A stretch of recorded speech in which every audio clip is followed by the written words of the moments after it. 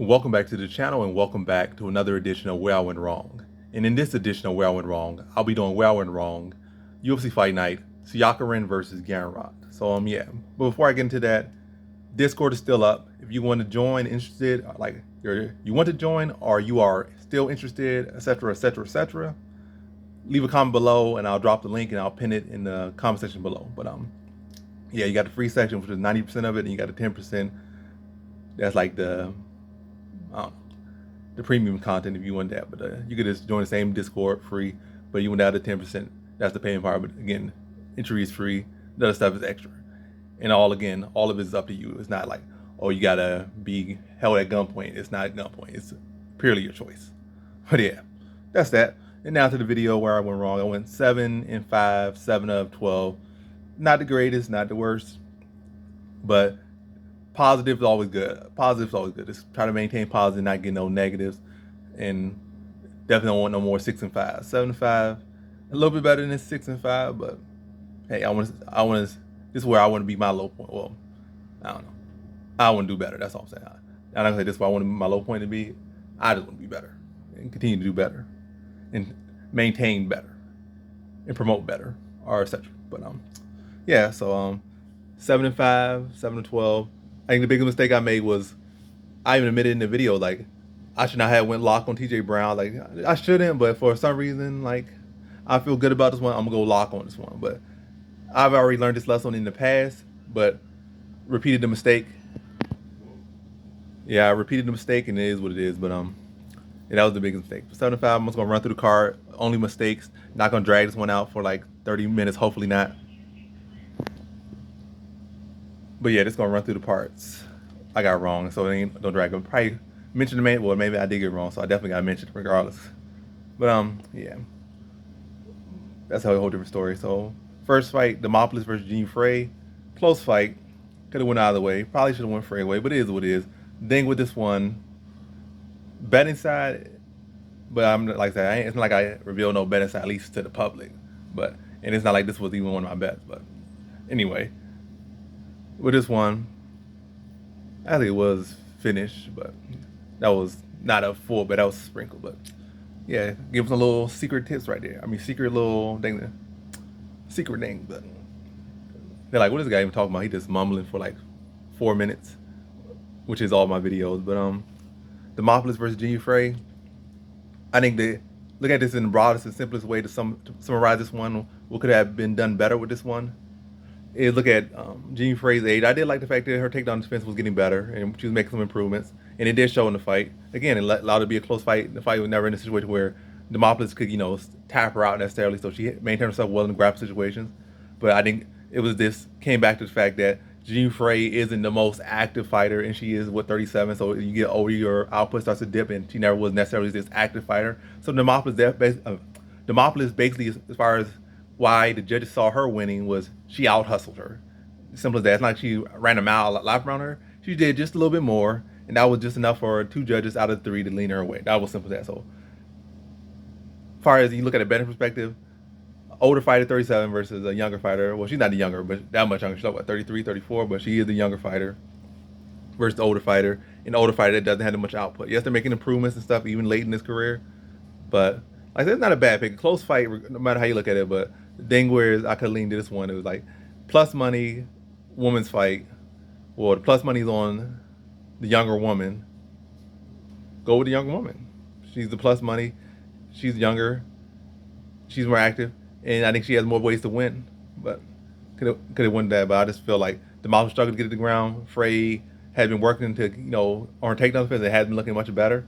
And she was the more clean striker, but she was not the more active striker, and now it just came down to it. And that's how it is a lot of times women made, like, not the more technical striker, but who's more active, and that's going to be the case, but can't dwell too much on that one. And yeah, on to the next one, we had Durden versus Buys, and I picked Buys, so my second one wrong. Durden versus Buys.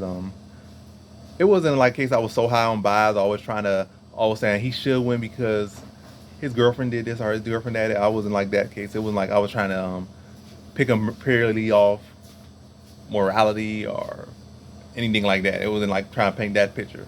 I picked JP Buys because he did look good, at least early against Montel Jackson. And Durden, Durden had I think with like 2 guillotine losses, at least one.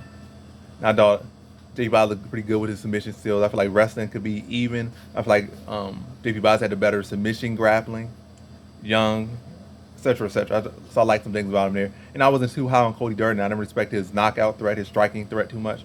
But clearly he showed otherwise. And I don't think it's the case that Cody Durden striking is so good or he's so this. I just feel like JP Baz, more than just, at first I thought, even initially on when I saw JP Baz, I think he was a favorite against Bruno Silva, and I just picked against him. I saw him fight, like, I was just completely did not like the guy. But I feel like recent losses, his career, I just saw, I don't know. So, that he wasn't just a guy that, and I'm going to get off top, but basically I just saw him as a quitter. Now I don't see him as a quitter. Obviously his career ain't panning out like he wanted to, at least his UFC career isn't panning out like he wanted to. But at least with his UFC career, I can't say he was a quitter in his UFC career. He actually got dropped and, tried to get, several fights, trying to get back up, trying to maintain and stay in the fight. It wasn't the case he got dropped, got hurt, and he just turned over and tapped out, or turned over, shelled up, or just ran or something and just quit, or just say verbally tapped this man, at least giving his all. But I think it's more than just quitting. I think he don't got that much durability. Can't really take the best of punch. And Durden put it on him. Also, I think he has taken some serious damage in a little bit of time he has been in UFC. And it's not like he's got a fight where he just went out there and had an easy coast decision, had got his ability to come to UFC, get his feet wet and get some wins, just take people down and lay on them for 5 fights, 3 rounds and 5 fights of that. They're like, oh, now he's getting his feet wet and now he's more comfortable, now he's more situated. But anywho, I just felt like he was, in this one, I thought like wrestling could be even. I just felt like he's a more talented fighter, but clearly not a more durable fighter. And Durden, striking and power, deserve more respect than I gave it. But anywho, I don't feel like this is such a big win for Cody Durden. I don't really say anything different about him. Maybe against JP Baz to prove something. But as far as the rest of the people in the division, I think Cody Durden's to that guy like decent, fair enough striking, mid or lower tier wrestler.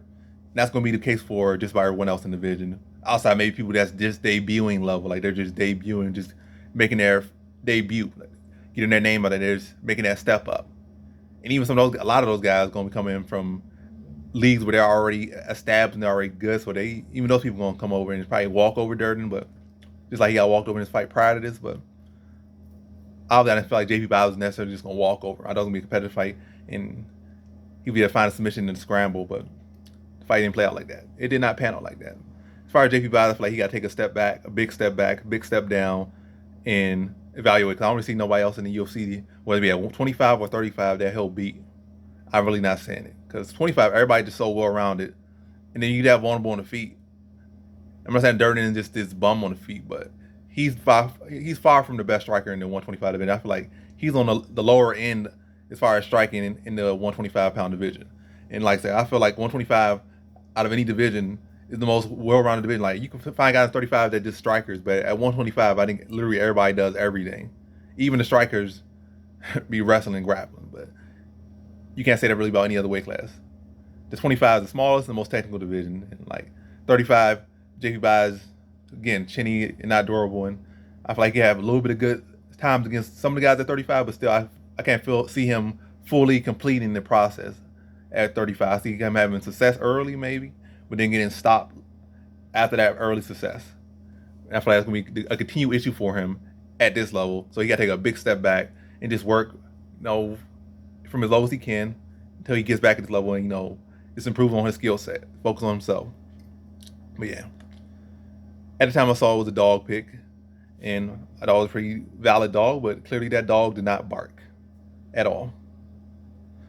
And then the next fight we had, as far as wrongs, we had Shayleen Nuanderbeek versus TJ Brown, or TJ Brown versus Shayleen Nuanderbeek. And I already said this was the biggest mistake because I said lock. The other one, like I said, I picked them really, like, matter of fact, all the other ones, well, Tsarukyan I picked with confidence. I didn't pick lock, but I picked high confidence. I knew it was going to be a fight that was going to be a lot closer than maybe people that were leaning Tsarukyan. Like, they thought, oh, he was going to win pretty convincingly. I knew it would be very, very competitive. It wasn't like, oh, I'm going to go lock or anything. So I knew the words with that one. But it didn't go that way. But yeah, as far as, yeah, I'll get to that one. That's the main event. But Nuanderbeek versus Brown, yeah, shouldn't have went lock with this one at all. High confidence. valid. Like obviously, I'm speaking in the past, but even like I was speaking from just overall, the full picture should not have never been locked. High confidence. I'll sit on that. Like even after everything happened, hindsight 2020 and all that stuff, I would still say Brown going to fight is looking based off what I've seen. Brown was a high confident pick. Lock pick should never have been because he had not earned the right to be a lock pick, and obviously he lost, so it wasn't a lock against Brown. And I knew to be sure he clearly was the better wrestler, and was able to get 3-1 takedowns, landed more shots on him, got a drop. So yeah, like New Energy showed some things, but I can't say New Energy is such. Well, I don't know. I feel like maybe his level got kind of shown, a little bit deceptive based on who he fought before, and also the fact that some people he lost to are deceptively good himself and have been pulling up wins now as well. So kind of just shows something. But also, he's been training with Shavkat Rakhmonov leading him to this fight, so that's another thing. Like this training with him, just being around him can help you a lot. So I don't know if it was necessarily him, who he is, who he's training with, or what he's been doing. But I feel like this is the best New Energy we have seen. But nonetheless, he came in, he showed out, showed he's a better wrestler, and this was better, the overall better fighter. Still a competitive fight, but Nurmagomedov was clearly the better man on the night. And I think will be the better man for at least the next 2-3 years, unless something changes. But yeah, Shaylin looked better. He showed more depth to his game, showed some improvements in striking. I don't see him going. I still see both of these guys, especially after this fight, is lower end of the pack guys, but still need some stuff to be seen. But New Energy can find some of these guys with wrestling deficiencies. I definitely see him pick up some wins over those guys. Like style matchups, he's definitely a good matchup. Is a wrestler against a guy that's or a fighter that has wrestling or grappling deficiencies. So things to look for. Same with Brown. He could find guys that have wrestling deficiencies and beat those type of guys, but more well-rounded guys with these shutdown, takedown defenses or better takedown defense. I think pick apart both of those guys. But yeah, shouldn't have been a lot. Especially like I said, when you still so unsure about some guy like New Energy, you still want to see more of him fighting guys at this level. And T.J. Brown's not like he has been a guy that's consistently been putting out wins and consistently beating the style. So now to our next fight we had in light heavyweight fight. Light heavyweight division, Uberg versus Nchukwi. And I think with this one, it was some clear. It was pretty clear signs in this one. Pretty clear signs. I think the thing that upsets me the most about this one, that Troll gets to laugh on this one. The Troll's all talking trash in the comment section about this one. And I clearly said this wasn't like my lock confidence, high confidence. This was like a low confidence pick right here. And at the time, Nchukwi was dog. Like same way with JP Buys, it was a dog pick. So I think my thing is I don't look to say, I don't focus too much on odds too much. I just pick on like who will win. But I think I've been doing a strategy I've been doing a lot more this year is I try to at least pick 2 dogs, unless there's no real reason to lean to a dog in the fight, or it's just like no real reason on the card, I guess. Which is I think it's only been this card ended up being a card where it was all favorites because Nchukwi shifted to a favorite and JP shifted to a favorite, weirdly enough. But at the time JP was a dog and Nchukwi was a dog when I picked them, and so like I found 2 dogs. There's probably been more dogs that I picked in the card, but definitely with those 2, I knew were dogs in this card, and I leaned to them based off like the fact they were dogs almost. I said like, and I saw like value in them. Like with Nchukwi, I knew that what's the name? Uberg has somewhat defensive issues and I guess pacing issues at times. And I feel like Nchukwi could extend him and take advantage of his pressure, and then the clinch, just strengthen the clinch and exploit that. But obviously the fight didn't really get a chance to materialize. He got caught some little holes in his defense that Uberg was able to take advantage of. Some lacks in the defense. Even though he has his hand up, you gotta move the head. You can't just have the hand up. You gotta move the head. You gotta have your eyes on your opponent. Be aware of what they're doing. You know what they're doing. You gotta, I don't know, but I ain't his coach. I'm not a coach. I'm not trying to coach, but it happened. But you look at it from a broad sense. Uberg clearly had a much, much more extensive kickboxing career and at a much higher level. In Nchukwi, I wouldn't even say like you can really respect the level of kickboxing that he fought at. I would say it's more like a regional tier, lower tier kickboxing. No insult to him, it's not the highest level of kickboxing. Whereas Uberg, I don't feel like Uberg fought at necessarily the highest peak of kickboxing, but he definitely fought, I feel like a more elevated level than Nchukwi, a clearly elevated level than Nchukwi, and also trains with a lot more high level kickboxers than Nchukwi. You know, got Adesanya right there, and you got the bunch of other guys. I'm just can't really mention the name right now. He's a bunch of high level, and I'm sure they share a lot of cage with other high level kickboxers. Well, more than Nchukwi gets to train with. Then he had the height on him, had the reach on him, speed on him, and Nchukwi, even though is the more well-rounded fighter, is the more mixed martial artist out there. Nchukwi really, for the most part, just looks to do, primarily strikes. He might mix in takedowns every now and then or trip every now and then, but he's more so striking based. So a striking based matchup, you're going with the more experienced, more talented more experienced as far as kickboxing. So you're kickboxing with a kickboxer. You're a kickboxer too, or MMA fighter, whatever you want to go by. But you're going with the more experienced kickboxer. You're choosing kickboxer. So whether it would have been a decision or a knockout, odds heavily go to favorite Uberg in essence. You're just looking at that from that perspective. But with Nchukwi, again, I saw the dog factor, and I saw that he has it within him. But I feel like as far as Nchukwi, the pick is the pick. It didn't sink. It was low confidence pick, and I picked it again, dog factor. But as far as with Nchukwi, well, it ended up not being a dog. But at the time I got it, so it was a dog to me. It was a dog to me. And to a lot of people who got in early. But anyway, with Uberg versus Nchukwi, as far as Nchukwi, I feel, I don't know, the UFC might not be right for him at this given point, because I can't really see it. He's going to suffer, have a lot of back and forth, or this setback, loss, or win, lose, win, lose, unless he takes a step back, I feel, because the UFC is high level. It's not like the UFC, the light heavyweight division with the most people in there. And middleweight's kind of the same, so it's not like you have the most match where you can fight a bunch of these tomato cans. Like lightweight got a whole depth of tomato cans you could feed on until you get up to the higher level. Like, I'm ready now. I just killed like 6 tomato cans. Light heavyweight, the skill set, et cetera, might be I'm getting too much into it. But anyway, I feel like Nchukwi needs to step back. I feel like, I'm not saying he should leave the UFC, but I feel like a step away from the UFC and, build up that experience he didn't build up before he came to UFC can definitely do a lot to help him. Maybe even hop in PFL. The PFL light heavyweight division and the heavyweight divisions are both, in my opinion, pretty weak. That's not to say, he needs a weak thing, but I feel like it's areas where you could gain experience and potentially gain some money. I feel like light heavyweight division is wide open, and I feel like he's more than skilled enough right now to hop in there and be a wild card type thing and could become a champion, make $1 million. Because light heavyweight division, I don't even know who really in that tournament. That's how bad light heavyweight division tournament is currently. And then what's his name? I think the most dangerous guy in the heavyweight tournament just lost to a guy who was an afterthought in the UFC's light heavyweight division. So opportunities everywhere. But yeah, definitely gonna need a step back. He can hold him around, but as far as Uberg, good win for him. Good finish. And just keep doing what he's doing. I feel like there's plenty of matches for him out there. Obviously, I don't feel like this is a match of like, he won so good and he showed so much improvement. I feel like more time in there could show some more things from him. But quick finish. So good win. I feel the skills are there, the talent's all there. But now he just need to keep piling wins up. But definitely no need to rush him. Let him take his time. Plenty of matches out there for him. And keep building. He could be one of the already one of the better strikers in the division. Just not one of the better defenses. Just work on the defensive side and the other aspects of MMA. The guy could go pretty far in the UFC. Sky's the limit, especially where he's at currently. It's not like he's this guy that's over the hill and trying to do the most with the last 2 years he got of actually being competitive. He got some time, so yeah.